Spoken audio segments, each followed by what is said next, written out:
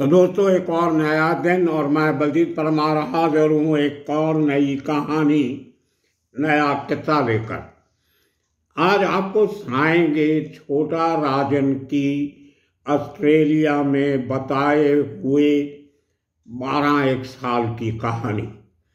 कैसे वो ऑस्ट्रेलिया पहुंचा और कैसे एक ही घर में रहते हुए 12 साल दाऊद इब्राहिम गैंग और अपने बाकी दुश्मनों से कैसे बचता रहा, क्या कैमोफ्लाज रचा था, किस तरीके से रहा, किस किस्म का घर था और उसके साथ कौन लोग थे जिन लोगों ने छोटा राजन की मदद की।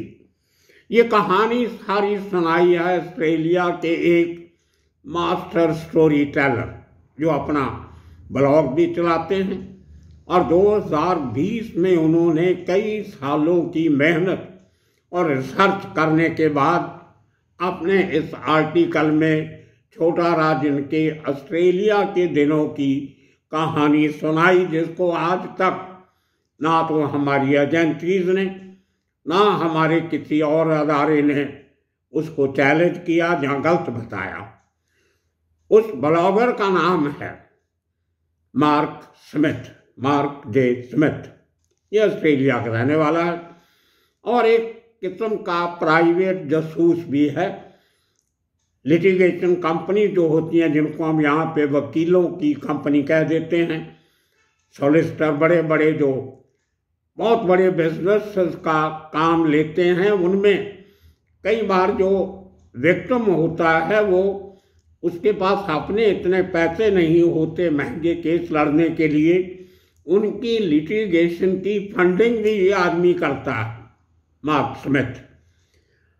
तो बहुत अच्छा असर सूख है बड़े बड़े वकीलों को अदालतों में और कॉरपोरेट वर्ल्ड के केसेस इसकी कंपनी लड़ती है, जिसने बाद में छोटा राजन की प्रॉपर्टी भी खरीदी थी। तो कह सकते हैं कि मार्क स्मिथ को बहुत सारी उन बातों का पता है, अंदर की बातों की जानकारी है जो कभी बाहर कम ही निकल के आती।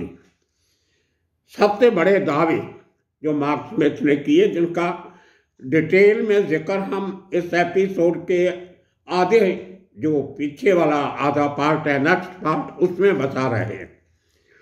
उसका कहना है कि छोटा राजन और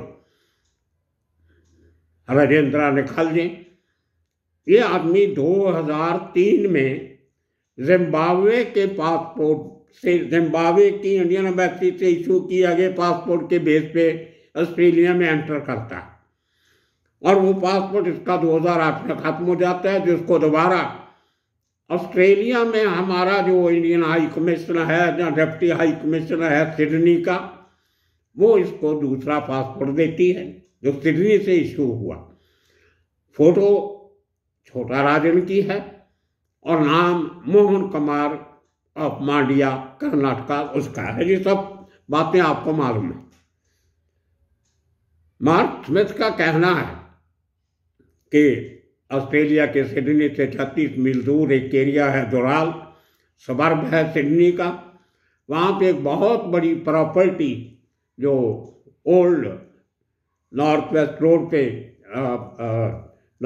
वहाँ पे थी प्रॉपर्टी, बहुत बड़ी प्रॉपर्टी है, जिसकी उस जमाने में जब छोटा राजन ने 2013 में खरीदी, वो 2003 में खरीदी, तो 5 मिलियन ऑस्ट्रेलियन डॉलर जो भारतीय तकरीबन 25 करोड़ बन जाते हैं, उसमें कैसे ली, खरीदी, ओरिजिनल मालिक कौन था, इसका अभी तक पता नहीं, क्योंकि पूरा सौदा कॉन्फिडेंशियलिटी क्लॉज के नीचे किया गया था कि इसकी डील के लोगों के बारे में उनकी जान पहचान पब्लिक नहीं की जा सकती, ये शर्त लगा के जो समझौता हुआ था। लेकिन पर्दा तब उठता है जब 2003 में 4 में कुछ समय बाद एक नए आदमी की एंट्री होती है, जिसका नाम है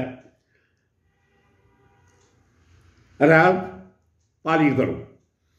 ये मुझे लगता है कि कोई इंडियन ओरिजिन का आदमी है जो आज से सदियां पहले फिजी में चले गए थे। ऑस्ट्रेलिया के नज़दीक एक छोटा सा कंट्री है फिजी आइलैंड।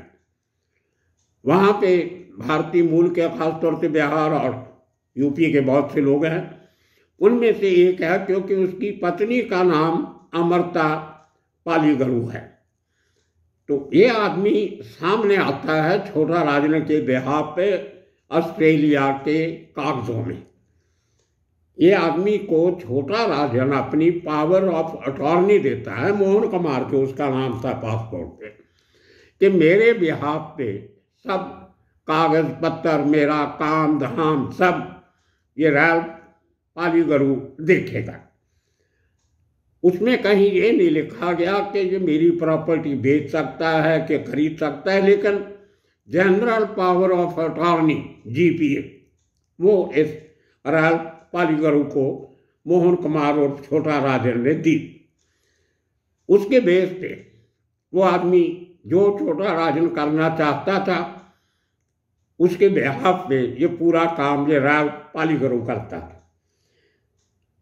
अब अटकलें ये लगाई जा रही हैं, जो मार्क स्मिथ ने खुले शब्दों में नहीं कहा पर इशारा किया है कि हो सकता है ये आदमी इंटेलिजेंस एजेंसी से जुड़ा, क्योंकि जब 2000 में बैंकॉक हमले के बाद राजन भागता है तो उसकी जान का खतरा बहुत था और इंडियन एजेंसी सबको मालूम है उसके करीब थी, उनकी देख रेख में था और वो नहीं चाहते थे कि छोटा राजन पे दोबारा हमला हो या ये किडनैप हो जाए, को पकड़ के ले जाए। तो एक बड़े तरीके से एक आदमी इसके बिहाफ पे काम करने वाला रखा गया ताकि राजन को कहीं जाके दस्तखत नहीं करने पड़े, कुछ चीज़ खरीदनी नहीं पड़े। जो नौकर चाकर हेल्थ सर्विसेज वगैरह जो भी रखना है वो पूरा काम ये रैल्फ पालीगरू करता है। हैरानी की बात यह है कि उस जनरल पावर ऑफ अटॉर्नी में कहीं भी ये नहीं लिखा कि इस आदमी को मेरी सेवा करने के लिए हर महीने इसको क्या दिया जाएगा, कोई तनख्वाह नहीं है उसकी। जो बड़ी हैरानी की बात है, एक आदमी आपका मैनेजर जिसको मार्क स्मिथ ने पालीगरू को मोहन कुमार का मैनेजर बताया कि पावर ऑफ अटॉर्नी इसलिए दी गई कि वो उसके सब काम मैनेज करता था। तो आपने मैनेजर तो रख लिया लेकिन उसको सैलरी आप दे नहीं रहे, ये क्या माजरा है? इस बात का जिक्र भी उसने किया। और वो साए की तरह छोटा राजन के साथ रहता था और घर के अंदर एक मेडिकल फैसिलिटी भी बनाई गई थी ताकि छोटा राजन को, जैसे मुझे लगता है उसको किडनी की प्रॉब्लम जैसे लोग कहते हैं तो डायलिसिस की ज़रूरत होगी, वो इक्विपमेंट पूरा घर में रखा हुआ था और वहाँ का नर्सिंग स्टाफ को पैसे दे के बुलाया जाता था, वो चले जाते थे। और पूरी तरह से सिडनी क्यों चुना गया या ऑस्ट्रेलिया क्यों चुना छोटा राजन ने सेटल होने के लिए, इसका कारण भी उसने बताया। वो कहते हैं कि ऑस्ट्रेलिया शायद दुनिया के बहुत कम ऐसे मुल्कों में हैं जिनमें नॉर्वे, स्वीडन, डेनमार्क भी हैं, ग्रीनलैंड है, इस किस्म के कंट्रीज हैं जहाँ पे जो क्राइम फ्री कंट्रीज गिने जाते हैं, जहाँ पे क्राइम बहुत नॉमिनल होता है और तो होता ही नहीं है। तो जब तक ऑस्ट्रेलिया में कोई आदमी गलती नहीं करे तो उसको शरीफ आदमी समझते हैं। उसके लिए ये रैल्फ जो पालीगरू है ये रेसिडेंसी के लिए अप्लाई करता है छोटा राजन की ऑस्ट्रेलिया में परमानेंट रेसिडेंसी के लिए। उसको वहाँ की जो रहने की इजाज़त जो देनी होती है उसके लिए कुछ लेटर्स चाहिए होते हैं, बैंक की स्टेटमेंट या वो सब। तो एक वहाँ का बैंक है जो बेसिकली ताइवान की एक कंपनी है जो टिम्बर का काम करती है, लकड़ी का, उनकी बहुत बड़ी हिस्सेदारी एक बैंक में भी है। उस बैंक में छोटा राजन के शेयर दिखाए जाते हैं कि ये बैंक में शेयर होल्डर है और वो टिम्बर कंपनी में शेयर होल्डर है। ये सारा पूरा मैनेज किया रैल्फ पालीगरू ने। उसके बेस पे जो ये दुराल इलाका जहाँ पे छोटा राजन का वो बंगला था, व्हाइट हाउस था। लाहौर का भी व्हाइट हाउस है, छोटा राजन ने बना लिया होगा सिडनी के नज़दीक। उसकी सिफारिश के लिए उस इलाके का जो प्रोविंशियल मेंबर पार्लियामेंट, उसका नाम भी है हमारे पास, हम नहीं लेना चाहते, वो एक लेटर लिखता है ऑस्ट्रेलियन गवर्नमेंट को, इमिग्रेशन वालों को, कि मैं इस आदमी को जानता हूँ, मोहन कुमार को, बहुत अच्छा बिजनेसमैन है, शरीफ आदमी है, और ये ऑस्ट्रेलिया में इन्वेस्टमेंट कर रहा है, अच्छी बात है। और जो इसका मैनेजर है वो फिजी का रहने वाला है, जो हमारा मित्र कंट्री है। फिजी में काफ़ी सारा पैसा ऑस्ट्रेलियन सरकार इन्वेस्ट करती है उनकी मदद करने के लिए। तो ये कनेक्शन जोड़ा गया और उसके बेस पे फाइनली छोटा राजन को ऑस्ट्रेलिया में रेसिडेंट बन के रहने की परमिशन मिल जाती है। खैर लंबा चौड़ा केस है, आप सब बैकग्राउंड जानते हैं। तो 2015 में अचानक ऐसे लगता है कि शायद छोटा राजन की जान को फिर खतरा हो सकता है। इसके पहले आपको एक और बात बता दें, अब जो फोटो पासपोर्ट लगी है वो तो छोटा राजन की है, नाम भले मोहन कुमार हो। उसके पहले इसका इंटरपोल नोटिस निकला हुआ था, रेड कॉर्नर नोटिस, जो मुंबई पुलिस ने निकाला था, भारतीय सीबीआई ने निकाला था इंटरपोल के जरिए। उसमें आप हैरान होंगे कि 2011 तक 12 तक छोटा राजन की तस्वीर नहीं थी, लेकिन 2013 को शायद इसकी तस्वीर पहली बार डाली गई कि ये आदमी इंटरपोल से वांटेड है। नोटिस था, सीबीआई की लिस्ट में था, मैंने डीएनए में स्टोरी भी की थी, और इंटरपोल का वो नोटिस भी दिखाया था जिसमें सारा कुछ लिखा हुआ था, लेकिन छोटा राजन की तस्वीर नहीं थी। इतनी हैरानी की बात है कि भारतीय एजेंसीज के पास छोटा राजन की तस्वीर ना हो, बाकी सबकी थी, सिर्फ छोटा राजन की नहीं थी। 2015 तक छोटा राजन को रेसिडेंट परमिट मिलता रहा, जो अक्टूबर 2015 में खत्म होना था। और उसके पहले एजेंसियों ने सोचा कि अगर इसको और परमिशन मिल जाती है, ये रहेगा तो खतरा हो सकता है, कुछ इनको अंदेशा हो गया होगा कि जान को खतरा है, अब वापस भारत लाना है, सीधा तो लेके नहीं आ सकते, कैसे कैसे भारत के हम इसको पकड़ के लाए। तो एक एजेंसी का काम करने का तरीका होता है, अगर इसको रेसिडेंट परमिट मिल जाता और तो ऑस्ट्रेलिया सरकार इसके खिलाफ सबूत मांगती, मामला बिगड़ सकता था। लेकिन फिर भी अंदर खाते बातचीत हुई जिनका जिक्र मार्क स्मिथ ने किया, और अल्टीमेटली भारतीय एजेंसियों की मदद से छोटा राजन को कहा गया कि तुम वहाँ से जल्दी निकलो इमरजेंसी में और बाली आ जाओ। तो इंडोनेशिया में है बाली। जो फ्लाइट जिस दिन छोटा राजन सिडनी से बाली जाने के लिए जहाज में बैठता है, उसके 1, 2 घंटे 3 घंटे के आसपास एक दूसरी फ्लाइट में यही रैल्फ पालीगरू भी सिडनी से फ्लाइट पकड़ता है और बाली पहुंच जाता है। अब ये बहुत अजीब बात है, इकट्ठे सफर नहीं किया, वो दूसरी फ्लाइट में गया। लेकिन जब छोटा राजन बाली पहुंचा तो शायद वो 2-3 घंटे पहले पहुंच गया था किसी और एयरलाइन की फ्लाइट से।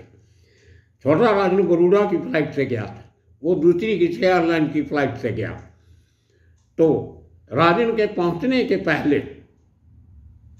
उस रैल्फ पालीगरू ने सारा बंदोबस्त कर रखा था और इसको अरेस्ट कर लिया जाता। उसके बाद आप देखते हो कि इंडियन एम्बेसी के ऑफिसर पहुंच जाते हैं और इंडोनेशियन अथॉरिटीज को बताते हैं कि इसके पास, हमारे पास इंटरपोल का नोटिस है, ये हमारा वांटेड एक्यूज्ड है, हमें दे दिया जाए। और बड़ी जल्दी से कोई बिना केस के छोटा राजन को वहाँ की बाली की इंडोनेशिया की गवर्नमेंट भारत के हवाले करने को मान जाती है हमारी सीबीआई की टीम जाती है, उसको लेके आ जाती है। अब मार्क स्मिथ ने सवाल उठाया है कि अगर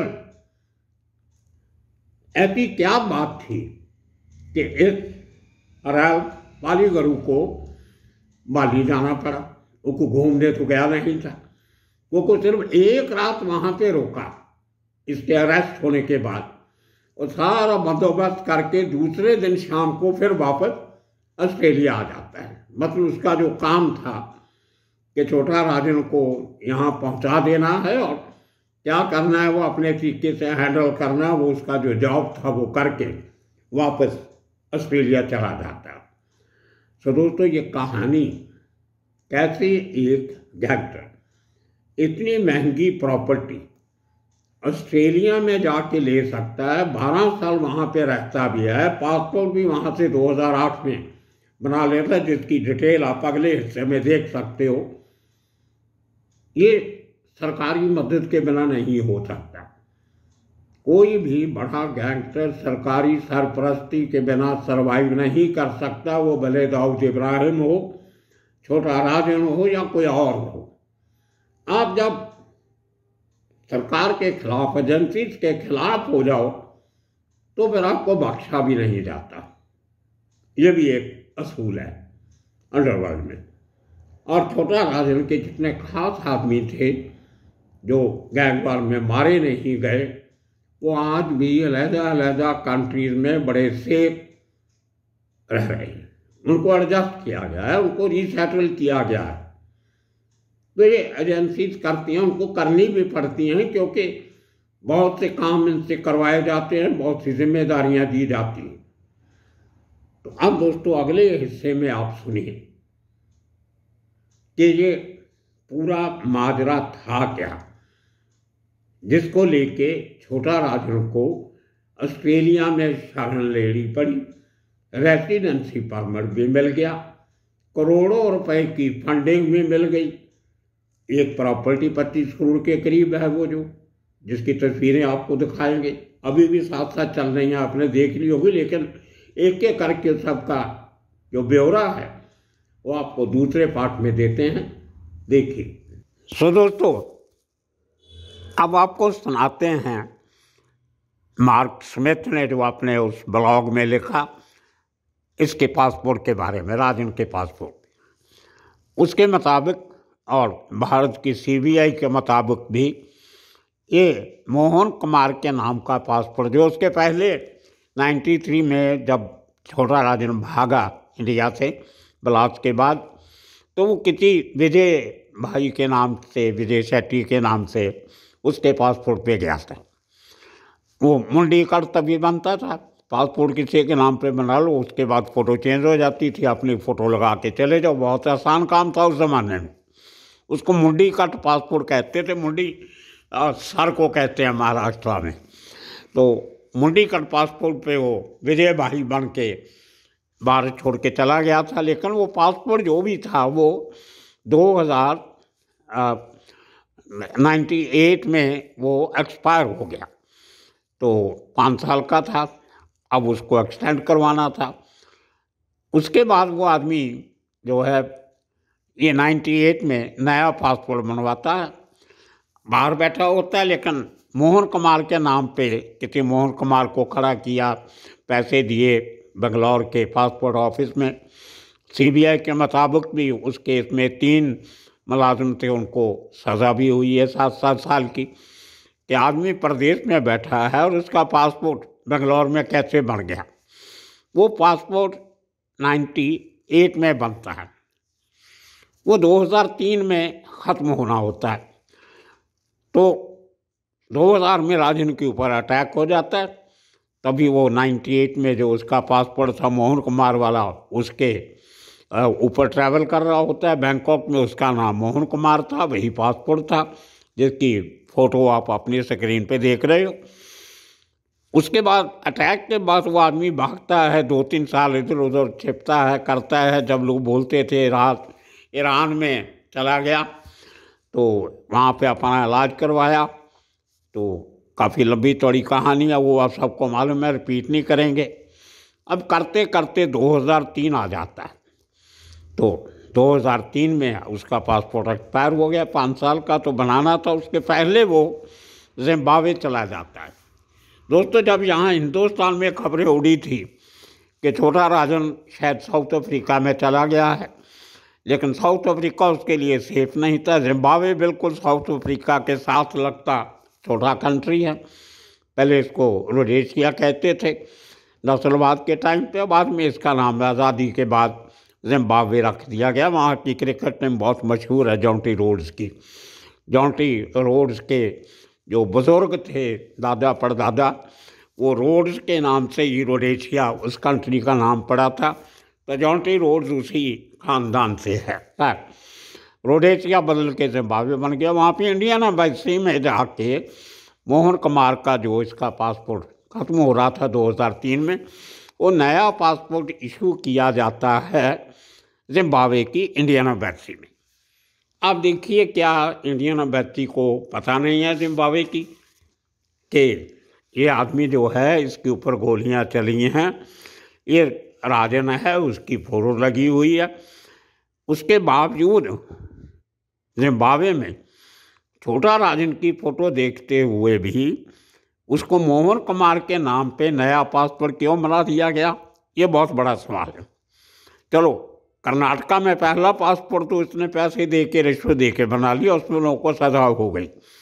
क्या जिम्बाब्वे के इंडियन एम्बेसी के स्टाफ पे ऊपर कोई एक्शन हुआ, जिन्होंने 2003 में इसको ये पासपोर्ट दिया? आगे बताते हैं। 2003 में वो पासपोर्ट लेके छोटा राजन जो है वो आ जाता है ऑस्ट्रेलिया, पहुंच जाता है 2003 में। अब वहाँ 2008 में इसका वो 5 साल का पासपोर्ट फिर ख़त्म होना था, जो जिम्बाब्वे से इशू हुआ था। और देखिए, इंडियन एम्बेसी सिडनी में, ऑस्ट्रेलिया में, जो कौंसल जनरल है हमारा, वहाँ पे छोटा राजन को, जिसका नाम पासपोर्ट में मोहन कुमार लिखा हुआ है, उसी नाम से सिडनी कौंसल जनरल से, हमारे डिप्टी हाई कमीशन से इसको नया पासपोर्ट मिल जाता है, जिसकी डेट लिखी हुई है 8/7/2008। और ये पासपोर्ट शायद 10 साल के लिए इशू किया गया था, जो 7/7/2015 तक चलना था। अब 10 साल का पासपोर्ट मिल जाता है उस ज़माने में। मेरे पास भी पहला पासपोर्ट 10 साल का था, दूसरा 20 साल का था। आप सुन के हैरान हो जाओगे। 96 में मैंने 20 साल का पासपोर्ट बनाया था असली, और वो 2016 में एक्सपायर हुआ, फिर मैंने नया बनाया। खैर, वो कॉपी मेरे पास है सब पासपोर्ट की। अब देखिए कि इंडियन एम्बेसी जो बाहर बैठी हैं, वो ये अच्छी तरह जानते हैं कि ये आदमी छोटा राजन है, राजेंद्र निखलजे है, इसको मोहन कुमार का पासपोर्ट कैसे दे दिया। क्या सिडनी की एम्बेसी, हमारे स्टाफ के ऊपर कोई एक्शन हुआ, ये सोचने की बात है। इस बात का खुलासा जिम्बाब्वे वाली का ये सब मार्क स्मिथ ने अपने उस आर्टिकल में किया। उसके बाद आपको ये भी बता दें कि सिग्नेचर जो इस पासपोर्ट पे आप देख सकते हो छोटा राजन के, मोहन कुमार के नाम से जो साइन किए हैं, वही सिग्नेचर जिस पावर ऑफ अटॉर्नी की पहले हम आपको बात बता चुके हैं, जो राल्फ पालीगरू को दी गई थी, जो फिजी का रहने वाला है। उसकी पत्नी का नाम है अमृता पालीगरू। फिजी में बहुत से इंडियन मूल के निवासी हैं, जिनको एक सदियों पहले यहाँ से उत्तर प्रदेश से और बिहार से, जैसे मॉरिशस में गए थे, अंग्रेज ले गए थे खेती बाड़ी करने के लिए, उसी तरह फिजी में भी हजारों भारतीयों को जहाज़ों में भर के ले जाया गया था। अच्छी खासी आबादी है फिजी में भारतीयों की, खासतौर पे यूपी और बिहार मूल के लोग हैं। बहुत अच्छी भोजपुरी आज भी बोलते हैं, जो हमारे लोग तो नहीं बोलते, लेकिन वहाँ के लोग मॉरिशस के और फिजी के आज भी भोजपुरी भाषा में बात करते हैं। खैर, तो ये इंडियन मूल का लगता है। नाम भले इसने राल्फ रख लिया, बाद में पालीगरू और उसकी बीवी अमृता, वे दोनों का राजन के साथ अच्छा खासा टच, जैसे पहले आपको बताया। तो जॉन मार्क स्मिथ कहता है कि ये सिग्नेचर जो हैं ये वही सिग्नेचर हैं जो रैल्फ पालीगरू को छोटा राजन ने जब अपना पावर ऑफ अटॉर्नी दिया था ऑस्ट्रेलिया में, सेम सिग्नेचर उस पावर ऑफ अटॉर्नी पे। बड़ी इंटरेस्टिंग बात है। इसके आगे आपको वो जिस घर की बात करता है मार्क स्मिथ, जो ऑस्ट्रेलिया में राजन ने दुराल में घर खरीदा था, उसकी आप तस्वीर देख लो, आपको साथ दिखाई दे रही है। इसमें लिखा हुआ है कि दुराल जो है ऑस्ट्रेलिया में जो जगह है जहाँ छोटा राजन का घर उसने जो खरीदा था, वो जगह जो है वो सिडनी से तकरीबन 40 किलोमीटर दूर पड़ती है। उसको कहा जाता है कि ये एक सेमी रूरल छोटा सा गांव और शहर मिला जुला सा सबर्ब है सिडनी का, जो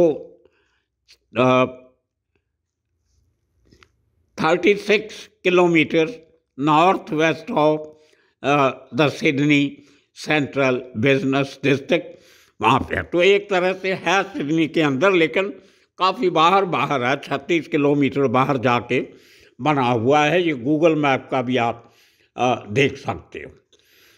अब आपको दिखाते हैं वो घर जो छोटा राजन ने वहाँ पे खरीदा था और बाद में कोई 6 मिलियन ऑस्ट्रेलियन डॉलर का बेचा।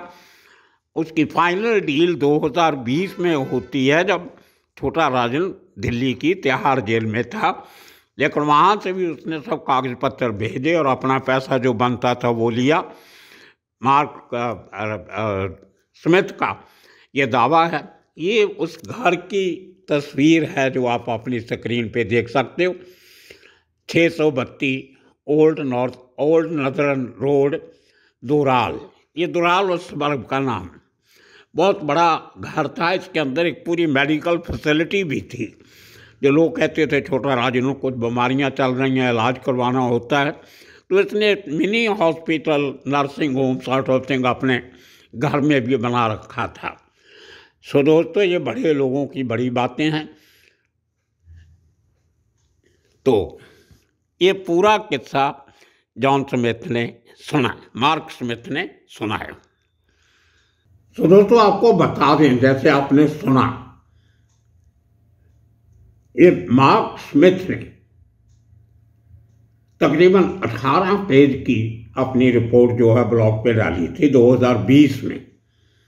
जब फाइनल पेमेंट की गई छोटा राजन को, और छोटा राजन ने फाइनल सेटलमेंट में इस रैल्फ पालीगरू और उसकी पत्नी अमृता पालीगरू को कितने पैसे भेजे, जो इतने साल उन्होंने मेहनत करके छोटा राजन का साथ दिया था। कहा जाता है उनकी ट्रेल होती है वो कवर करने के लिए कागजों में दिखाया गया कि वो कर्जाई हो गए थे। वो ताइवान की कंपनी और बैंक का क्या रोल था, कैसे इसी मार्क स्मिथ की कंपनी ने वो कंपनी खरीदी जो कंपनी छोटा राजन के इस बंगले की मालिक थी, 25 करोड़ के बंगले की। वो सब डिटेल बहुत, उसने दिनों के हिसाब से कितनी तारीख को कितने बजे कहाँ मीटिंग हुई, कितने घंटे मीटिंग चली, वो मैं डिटेल आपको इसलिए नहीं दिया। उसमें नाम बहुत हैं जिनका हमारी मेन स्टोरी के साथ कोई ज़्यादा तल्लुक नहीं है। वो टेक्निकल डिटेल है जो एक वकील अदालत में जैसे देते हैं, बहुत ज़्यादा टेक्निकल है। आप पढ़ोगे तो बोर हो जाओगे। मुझे कम से कम 10 बार वो रिपोर्ट पढ़नी पड़ी सब तथ्यों को समझने के लिए। तो दोस्तों, आने वाले दिनों में इसी तरह की अंडरवर्ल्ड से जुड़ी किस्से कहानियाँ लेके हाजिर होते रहेंगे। देखने में लगता है कि ये अंडरवर्ल्ड के लोग बाहर रहते हैं तो पैसा कैसे कमाते होंगे, ये आपने देख लिया। बड़ी बड़ी कंपनियां भी बन जाती हैं, कंपनियां खरीदी भी जाती हैं। अब ये लोगों से फरौती मांग के किसी से 50 लाख की, किसी से 5 लाख की, उस जमाने में 50 लाख भी कहाँ होता था। 5 लाख 10 लाख किसी से मांग लिया। करोड़ों की बात तो बहुत बाद में आई है। ये बहुत बड़ा गोरख धंधा है।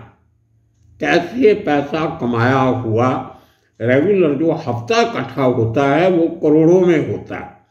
ये फरौती एक्सटॉर्शन तो कम होती है, ये तो थोड़े केस होते हैं। लेकिन बाहर जो पैसा इन्वेस्ट किया जाता है, किनके थ्रू किया जाता है, कौन इनकी मदद करता है, वो माने रखता है। जो कंपनी छोटा राजन ने खरीदी थी ऑस्ट्रेलिया में जाके, वो लिक्विडेशन में थी, उसका दिवाला निकला हुआ था और आज के दिन में भी दिवाला निकला हुआ है, ऐसा कहना है मार्क स्मिथ का। कोशिश करेंगे और उसको अच्छी तरह स्टडी करके उसको थोड़ा सिंपलीफाई करके पूरी डिटेल के साथ एक और एपिसोड बनाएंगे कुछ दिनों के बाद। अगर आप चाहेंगे तो अपनी राय जरूर देना। और दूसरा दोस्तों, इस चैनल को नए सिरे से हम शुरू कर रहे हैं अभी, इसको सब्सक्राइब कीजिए, इसको शेयर भी कीजिए और अपने कमेंट देना मत भूलिए, वो हमारे लिए बहुत बड़ा हौसला होता है। तो आने वाले दिनों तक आप सबका बहुत बहुत शुक्रिया, धन्यवाद।